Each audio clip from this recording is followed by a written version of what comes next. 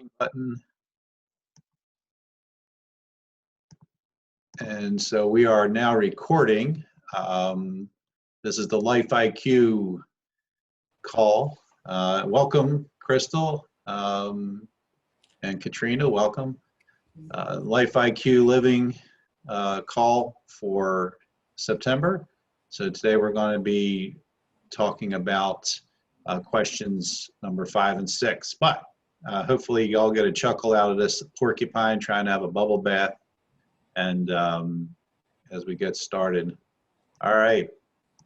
So as you all know, we started this process last April, talk about Life IQ Living, honing in on the idea of building a strong foundation and having this strong foundation built on this idea of a healthy self-care, body, mind, mindset, your emotions, and spirit. So the thought is, again, how do we show up in life? And how we show up impacts how we are able to fully live out each experience that we have. So each thing that we do and find ourselves doing is impacted by how we show up in life. And so the goal was to help each of us to develop healthy spiritual self-care, emotional self-care, physical self-care. And so that's where we spent a fair amount of time initially just focusing on those. So I hopefully you're all doing well with that. I've continued to do it. I actually hit today a little bit of a milestone for me.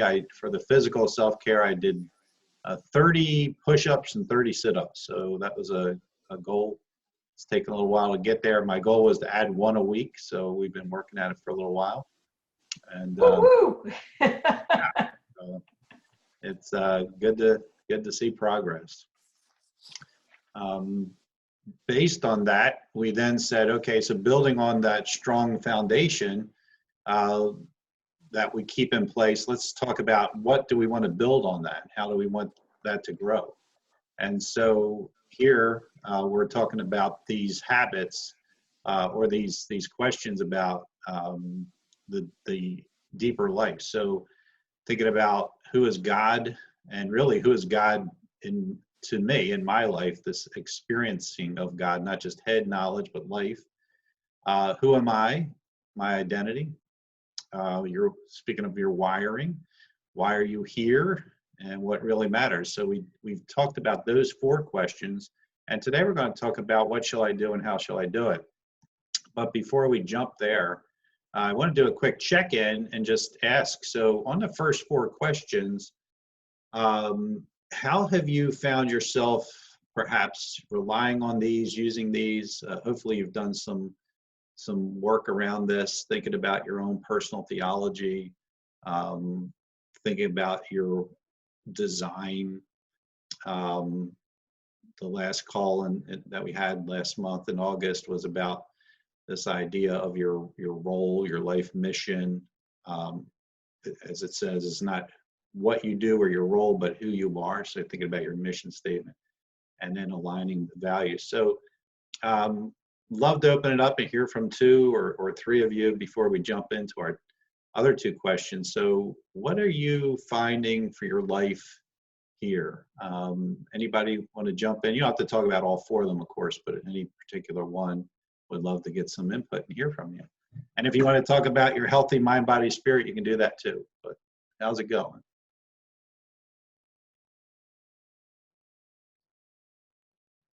Don't be bashful.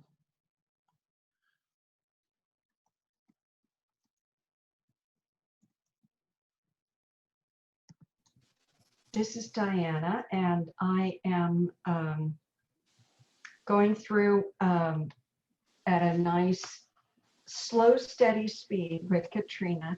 We're really reading the book together and answering the questions together and so forth, and that's helping me to stay engaged and accountable. And so it helps to be able to pick a few words to really identify, who I am in certain areas. So like for my spiritual DNA, I exercise my spiritual gifts of discernment, wisdom, exhortation, and mercy.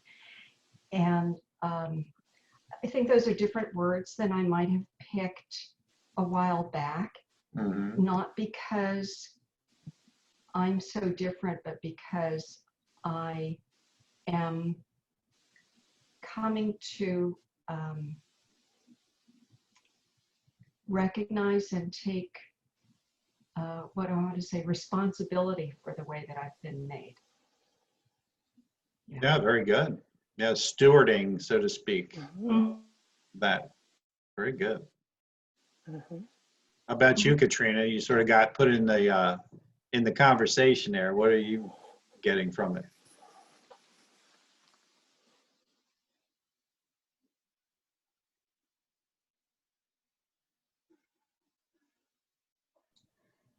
You're muted, Katrina. You're muted, Katrina. Sorry about that. I said what I'm finding is that I have changed, and so I have to kind of embrace that I am different now. Okay. Yeah, very good. Very good.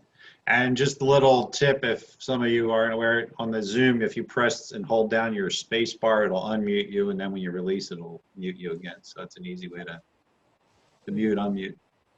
Anybody else? Crystal, I know you're going through this material sums. What are you getting?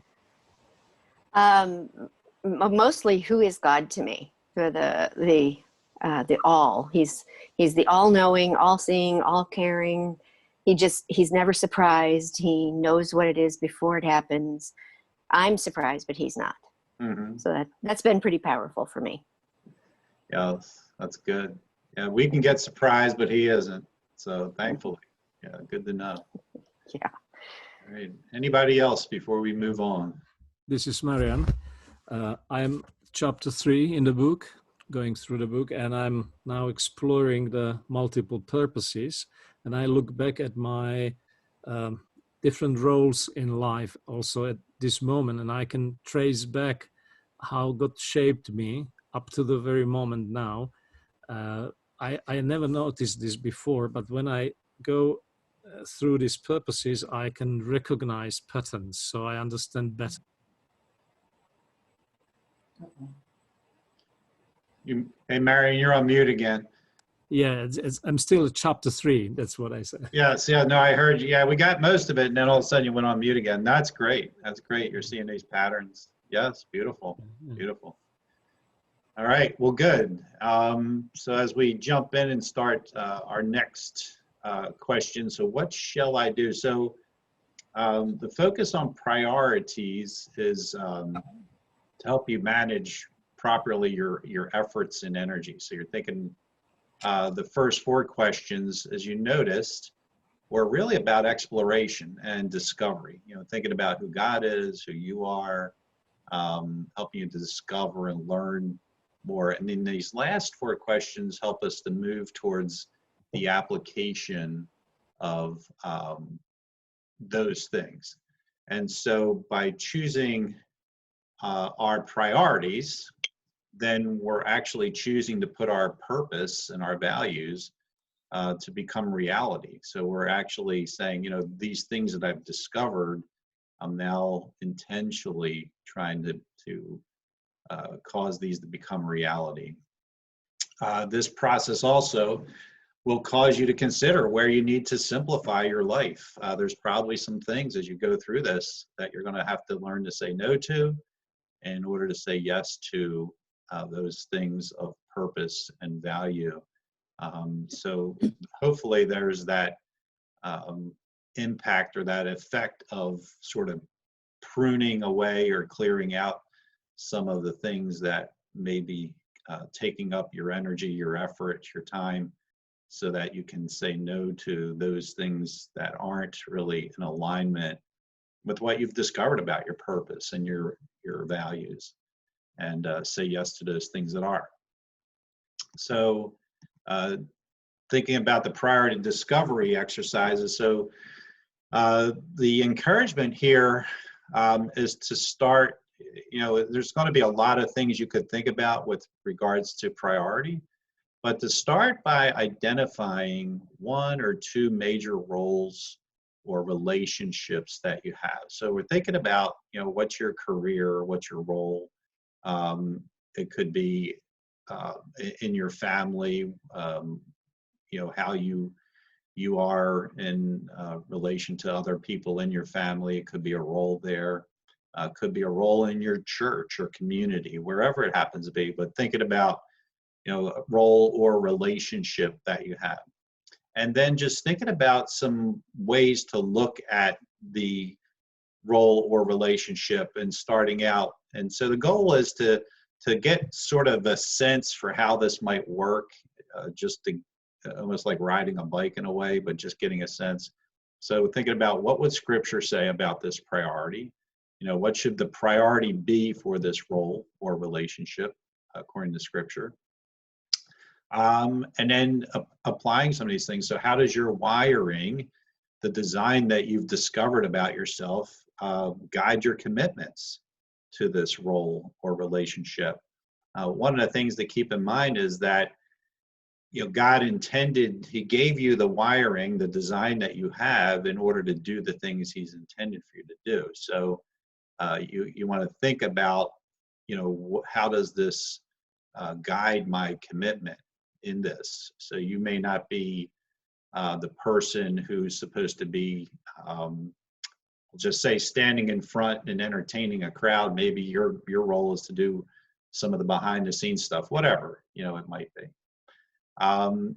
Thinking about then purpose. How does your purpose guide your commitments for this role? And then the last, how do your values inform this? So this is the way we want to come at this work, is thinking about what we've discovered about ourselves and then how they can inform what we commit to doing, how we show up in the different role or relationships that we have. And then just mentioning here these obstacles. So there's always going to be obstacles, right, that come across our path.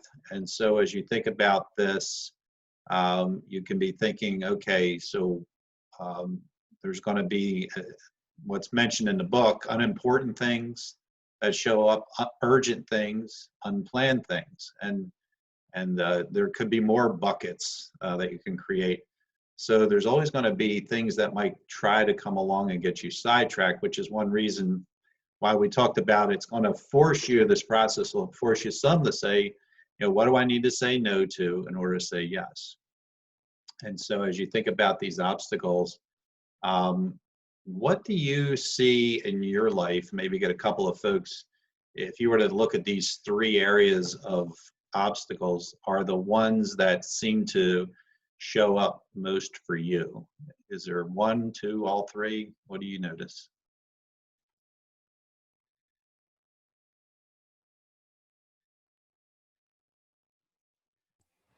For me, it would be unplanned things. Unplanned. All right. Thanks, Katrina. Yep. The unplanned. Who else? What happens? I'd say the unplanned. Okay.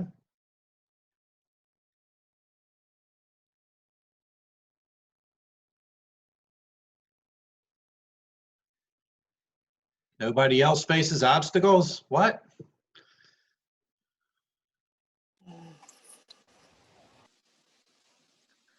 And you Yeah, join. What do you got? Yeah.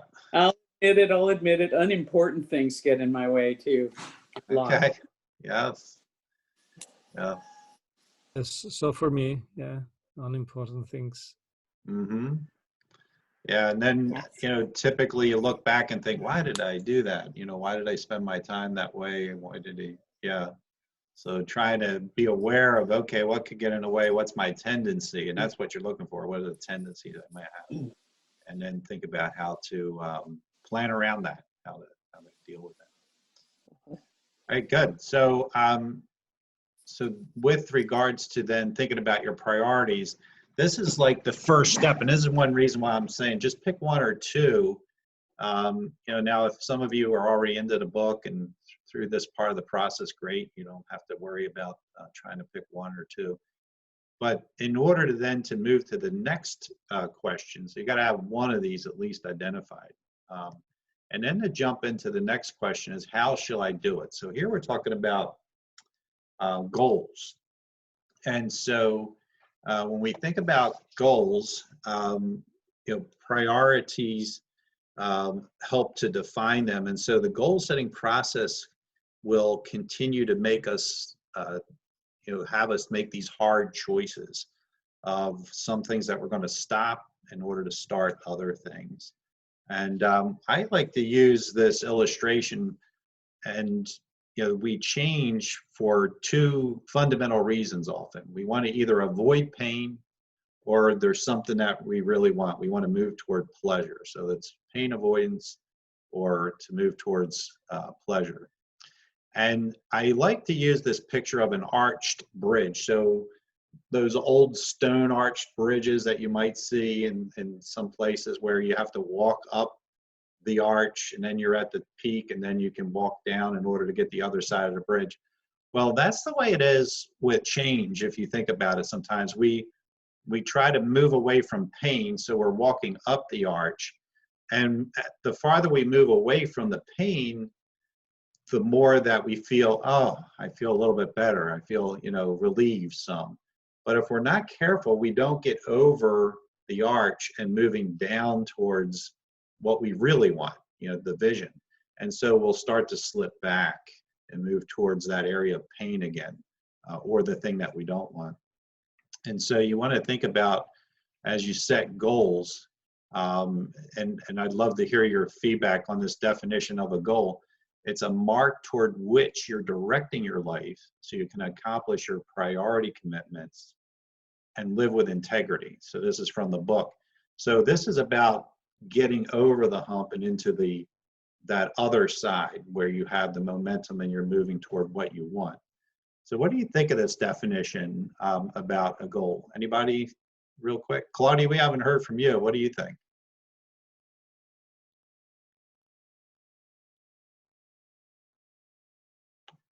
Oh, maybe she's on mute or not there. So who else? Oh, sorry, I am on mute. No, the goal is, I think it's good. You have to have some form of direction. If you don't, and a purpose, if you don't, you'll never reach it. So it is a mark toward what you do to direct your life. Mm-hmm. I like it. I'm trying to think if there's anything about the definition I don't like. The biggest thing in there to me is the integrity side, because I think I would never want that to lapse. The integrity is huge to me, and that's something you can't really fix, I think, once it's gone. So that's very important to me. So I like the definition completely. Okay, great. Yeah, and the integrity idea too, beyond, you're getting towards the idea of character integrity, but also integrity to who you are. It's aligned with your design. It's aligned with your values, your purpose. So there's that sense of integrity as well. And so the goal, so we're thinking here, how shall I do it?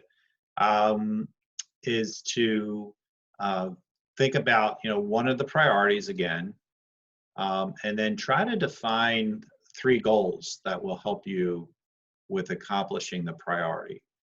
And as you think about the 3 goals, none of these are going to be too shocking, but maybe. So there's some of the steps that are laid out. First, define it using the SMART technique, and hopefully you're all familiar with that. It's specific, measurable, attainable, realistic, and has time sensitivity to it. So the SMART technique. Hopefully I got those right, but so first put your goal in place using that, and then have this time of consecrating it to God with prayer and scripture promises. So this is maybe not something you're used to doing when you set goals, but to just, Lord, this is the goal that I sense will help me to accomplish the priority that I've defined. So just committing it to him in prayer, and then also supporting it with scripture promises, and then begin to execute on it and begin to take action. Then depending on how long the goal is, you may want to do an evaluation on a monthly basis. How far am I moving towards what I'm trying to accomplish here? If it's not that long, you probably don't need to do too many evaluations based on what you're doing. And then be sure, once you accomplish your goal, to celebrate it. I find too many, often people will say, okay, I got that one done, what's the next goal? And they don't stop to celebrate the progress they made. And coaches are no better than folks in the outside of the coaching community when it comes to the celebration. It's one of those things that we have to plan for, and we have to acknowledge our successes. And so celebrate it when you've achieved it. So thoughts or comments about the steps for defining your goals and reaching them? Love to hear about anything that anybody thinks about this. Any of these jump out at you as, oh, wow, that's a great idea, or something I didn't think of? Aiden, anything from you? Go ahead, Crystal, sorry. I was going to say, I think it's a great idea to consecrate to God, so that it helps you to make sure that you're on the right track. And it's not a rubber stamp of approval, but it gives you confidence to know that you're going in the right direction for the right reasons. Yes, yeah, absolutely. That's good. Thanks, Crystal. Thank you for jumping in. I was calling on you, Aiden, since we hadn't heard from you, but no pressure. No pressure whatsoever, Michael. No, I like it a lot. I wouldn't add or subtract anything. None of it's new, but it's very well organized. I really like that you added in consecrated to God. I think that's a step a lot of people overlook when they're not at church on giving a Sunday school answer. And then I really like to celebrate in there as well. I've always been, I feel like God's really wired me for like celebration and rest. So those have always been focuses of mine. And in responsible community, those usually aren't focuses of most people. So yeah, that's been. Yeah, no, good. I like it. Yeah, and thank you for that feedback. Yeah, it is sometimes a lot of it is based on, I think, personality wiring when it comes to that celebration idea. So yeah, there's some get-her-dones and action-oriented folks. All right, so takeaways. So again, go back, identify one or two of the priorities if you haven't already done this, and then create 2 or 3 goals for one of the priorities. I'm going to have a worksheet, priorities and goals worksheet out there on the website. So after we're done, I'll post the recording like I always do, and I'll send out the follow-up email. But you can go out and get the priorities and goals worksheet, as well as listen to this recording again if you'd like. For more information about the AQ coaching process, which is what we're really unpacking, and believe me, this is just a very small piece of that. It's a process you can walk your clients through. Obviously, it's important for you to do it first, but you can walk your clients through and create a good coaching program or process for them. And then the next meeting is going to be the end of October. So that'll be our next last Tuesday in the month of October. So questions or takeaways? So love to hear anything, feedback before we wrap it up here. We got a couple minutes. So what are your takeaways or any questions?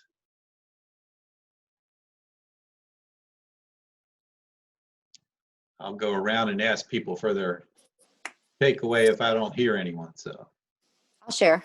I'm excited about the goals, achieving the goals, evaluating them as you go, like in train, take a peek at where are you at, and then celebrating. The celebrating is a big deal for me, and I've already decided what I'm going to do when I reach this goal. So okay, good. For me, it has to do with the last slide you put up about the consecrated to God and prayer. I think I assume I do that in my head, but I don't. I'm not really sure that I sit down and really do that intentionally. So I think that's really a big thing for me, because at that time, if my goal is off, askew a little bit, that's the time I can get that nudge of, that's not exactly what I was looking for, Claudia. You know, it's that kind of intimacy type where you can really say, this is what I want to do, and get the blessing and from him about that goal. Mm-hmm. Yeah, good. Good. Diana? I have a goal in mind that I really would like to try using the worksheet and follow through with using the worksheet. Sometimes I start something and then I don't follow through. And I think that having the worksheet is going to help me to kind of organize and stay focused and get it done. And tell me again, where do we access the worksheets? Yeah, so everything, the recordings and all the other things that we've been posting are, if you go to that lifeiqliving.com, Mm-hmm. it'll just redirect you. It redirects you to my website. So I have a page on there called Life IQ Living, but instead of having to remember the long URL, I just got that name and then just redirect you. So Great, thank you. you're welcome. Anybody else? Quick takeaway. Got another minute. Very good. No excuse. It's laid out step by step how to use our priorities and goals. Thank you. Yes. Yeah, I love that. No excuses. You know, got a roadmap. All right. Well, very good, everybody. Great to connect. I'll be shooting this information out probably either later today or tomorrow morning. And then we will look to see your smiling faces next month, if not sooner. So Lord bless all of you, and we will see you later. Thank you. Thank you again so much. Thanks, Michael. You are welcome.